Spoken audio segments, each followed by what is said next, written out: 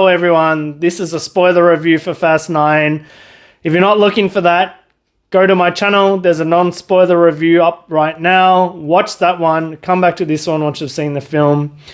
Also guys, this film is a little bit convoluted and a little confusing. It's got so many plot lines going on at the same time. It's way too bloated in my opinion.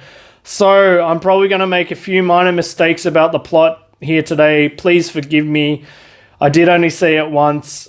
Also guys, before I get into the spoilers, please click that like button for me. It took me a while to organize my thoughts and film this video. I'd really appreciate a like. Thank you very much.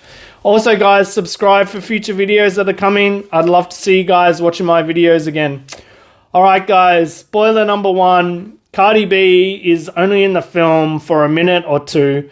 She does have a full scene with Dominic Toretto. What happens is Dominic Toretto is being carted away by police and they are not really police. They take off their masks and it is Cardi B. They've got a history together. They reminisce about how Dom helped her out in the past, so she's helping out now. It's a pretty funny scene. It's pretty cool to see Cardi B on screen. Spoiler number 2, Mr. Nobody is only in the film for a short amount of time. He's on security footage cause he apparently is dead. Well, you know, Fast and Furious, we're not sure if he's dead, but you know, it's apparent in the film that he's been killed by John Cena. That is because Mr. Nobody knows about this technology that can control every part of technology in the world. So once you've got that, you can control the world, basically. It is a sphere. Mr. Nobody's breaking it into 2 parts.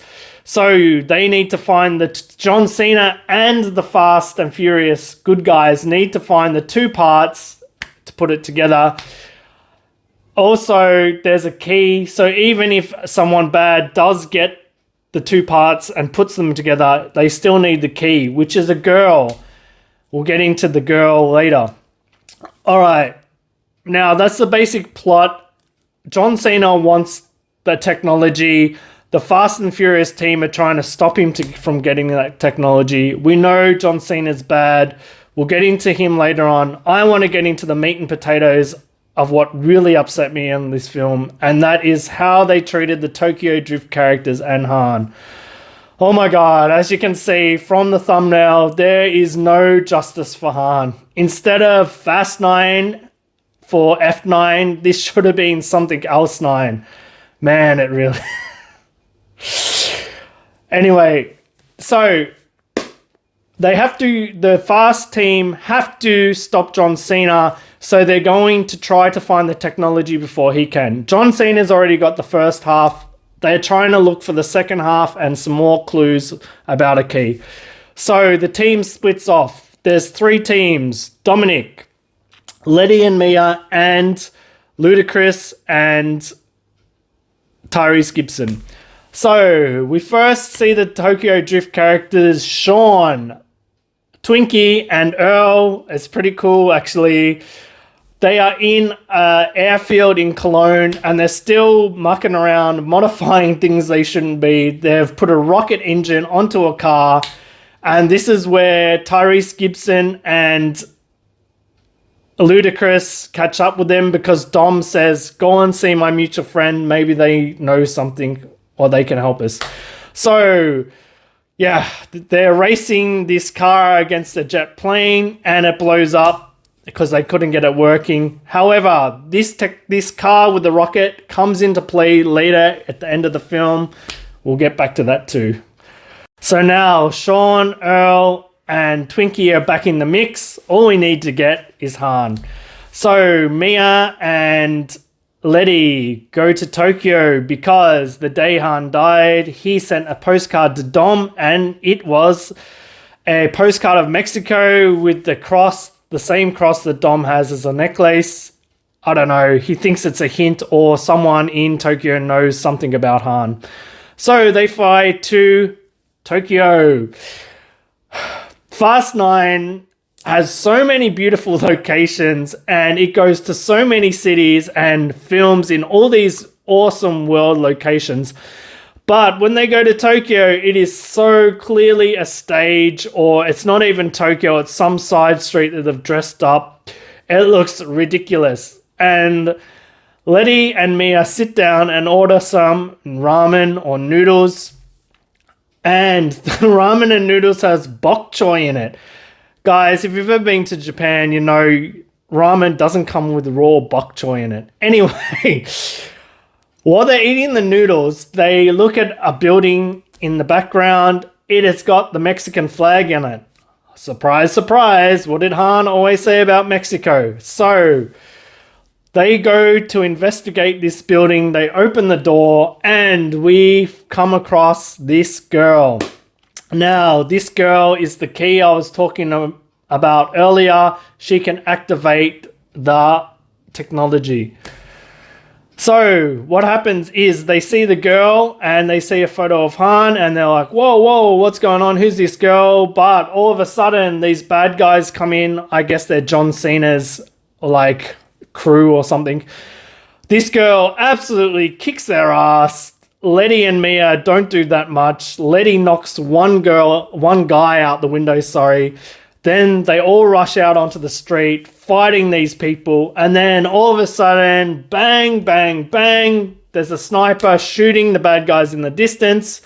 And Leigh looks up, the camera pans in, and we slowly get the reveal of Han. He's back. He doesn't say anything. He just gives a little smile or something. The next time we see Han is when he's reunited with all the Fast members apart from Earl, Sean and Twinkie. He doesn't do that till the last scene of the film.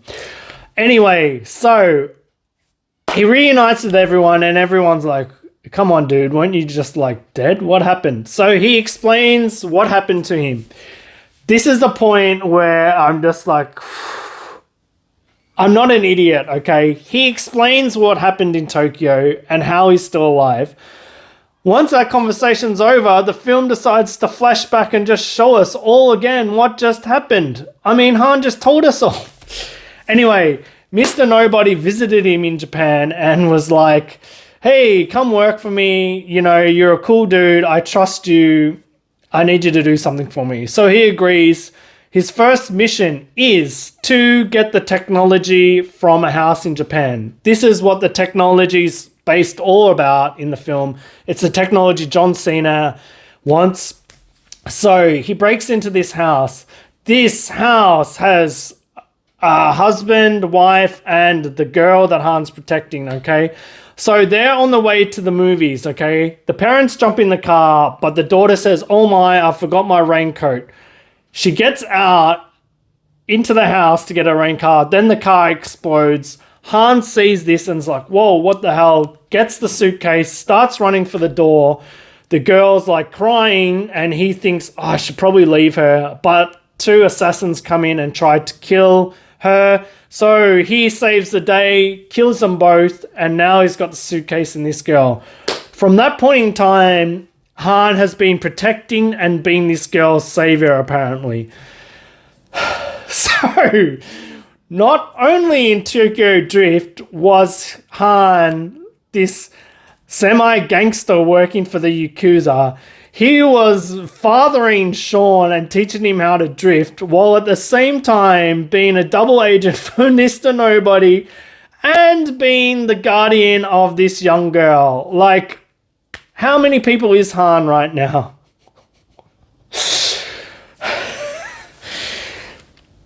It's ridiculous. Yeah, we all knew how Han comeback was going to be ridiculous.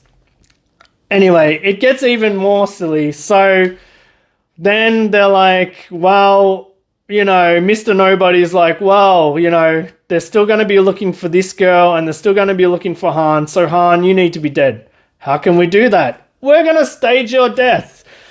If you guys are with me right now, it doesn't take a very smart person to decide how they stage his death in Tokyo. So not only did Deckard Shaw kill Han with the car, with the RX-7, when the RX-7 flips, Han's not in the car. He's like 100 meters away or 10 meters away behind this pillar with this nobody eating a snack, and the car just goes poof. So this is how Han is apparently dead. He's not really dead, but he needs to pretend to be dead to protect this girl and technology. Right. So next time you see that iconic race through the streets of Shibuya with the Evo 9, the 350Z, and the RX-7, just know Deckard Shaw is the one in that grey car, and also Mr. Nobody is lurking in the shadows, and he set up the whole thing. Right. Okay, so after Han explains this all, John Cena escapes from the room he was in. They had him locked up, and then all his crew come in, and they take the girl. So now they've got the girl. She can activate this technology, okay? They escape, so they've got to go after him. You know, I'm just jumping forward here. I want to stay with Han. Now, the next time we see Han is so awesome. He is in the orange RX-7. John Cena is coming down the tank, like in some tank. He's trying to activate the technology. They're going after him. Han comes in with the RX-7. You see him speeding on the street for 2 seconds. He reverses, hits the magnetized to the tank, and then jumps out of the RX-7. He's literally in the RX-7 for 2 effing seconds. Oh my god. Talk about no justice for Han. So he gets out and he's trying to, you know, fight one of the bad guys. The bad guy is Francis Ngannou, UFC heavyweight. So just before he kills Francis Ngannou by attaching a bomb to him, Francis Ngannou says something to him in an African language. And we see the subtitles pop up so we understand what he said in English. And Han can understand it and perfectly answers him back in English. So apparently Han also knows African, right?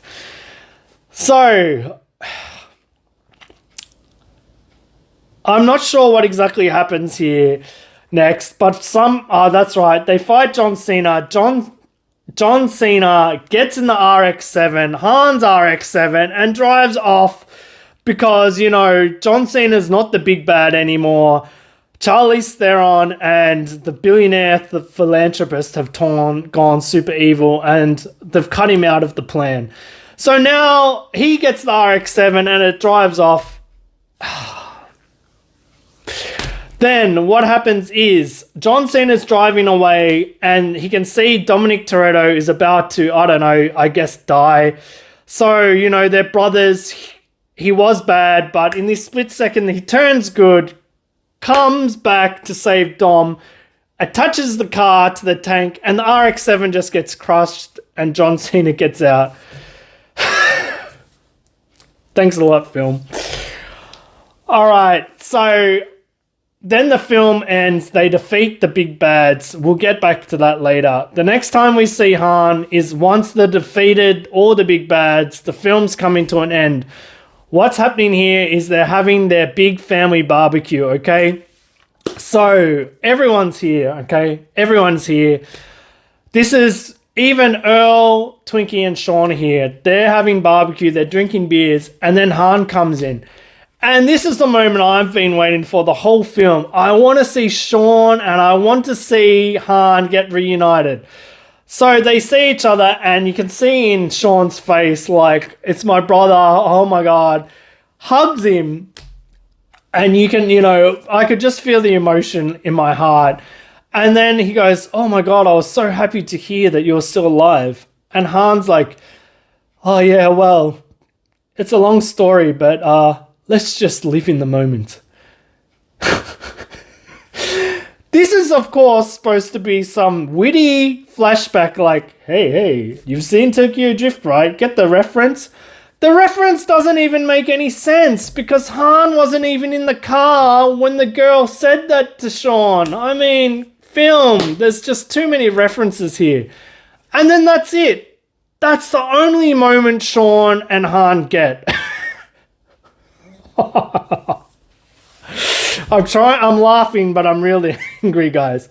Okay, so the film, I'm coming back to the barbecue, okay? Put the barbecue on pause. This is the last thing we see of Han until the end credits. There is an end credits scene. Stick around for it, guys. The end credits scene is Deckard Shaw punching a punching bag. The punching bag's really a guy. But Deckard Shaw hears a knock on the door and he goes to the door, opens up the warehouse door. It's Han. Finally. We're going to get some justice. Han's going to do something. Is he going to hit him? Come on. Fades to black. They don't even say anything. Han doesn't say anything. No justice for Han. The way they treated Han in this film just... Oh, guys, if you're a fan of Han, I'm sure you're going to be really upset like me. And I mean, if you're a fan of Sean, Twinkie, and Earl and Twinkie don't even talk to him, and Sean gets one line with him, and he just says, it's a long story, but, live in the moment. So this is what really upset me about the film. It made my blood boil. My face is going red now. Anyway, I'm going back to this barbecue, okay? So this is the finale of the film. It's the barbecue scene. Han's come back and Dominic and Letty say to his daughter, come and say grace. And she says, I don't know how to do it. She said, it's easy. Just say it from your heart. So they come down and they're like, she's about to say grace. The table's full except for one seat. So she says grace, and then Dominic says, wait, there's still one empty seat. And then someone says, he's not coming. Now, I'm sure they did this because they thought it was going to make the fans happy. We cut to the street, which is, I guess it's a blue WRX, and it's speeding down the street, and it hooks into the driveway, and...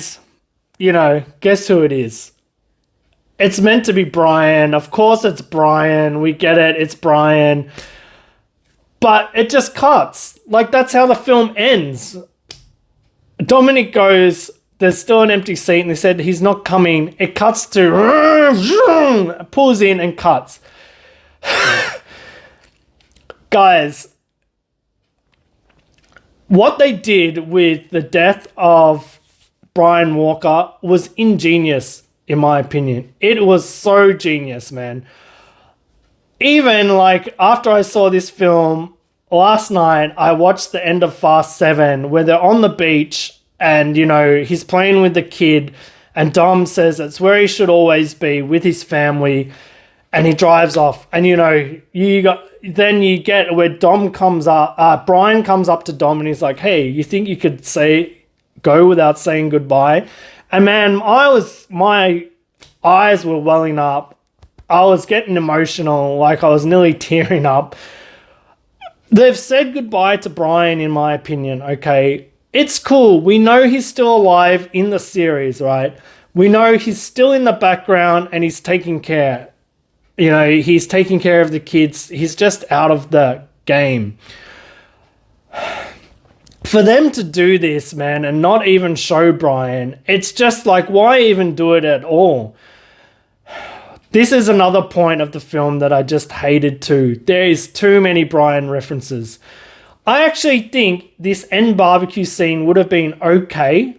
If there was no mention of Brian at all, and then they're like, there's still one empty seat. We doubt he's coming. And, we see the car pull up, and of course Brian comes and meets them all. Cool. But he's referenced so many times in this film. Okay, Dom's kid's name is Brian, all right? That's a big enough thing, all right?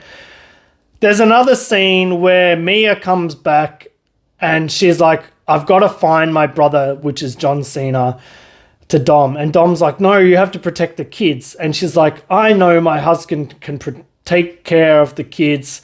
You know who he is. And Letty's like, yeah, it's Brian. He'll keep them safe. We know it's Brian, okay? So that's one reference that was just there's another part in the film, okay?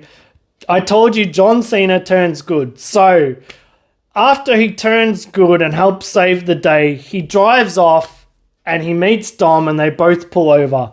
So John Cena gets out and he says, you know, I've done bad things. Here's the car back. Here's the car back. And he basically wants to be arrested or wants to get his due justice. And Dom says to him, you know, a long time ago, someone gave me a 10-second car and it gave me a second chance of life.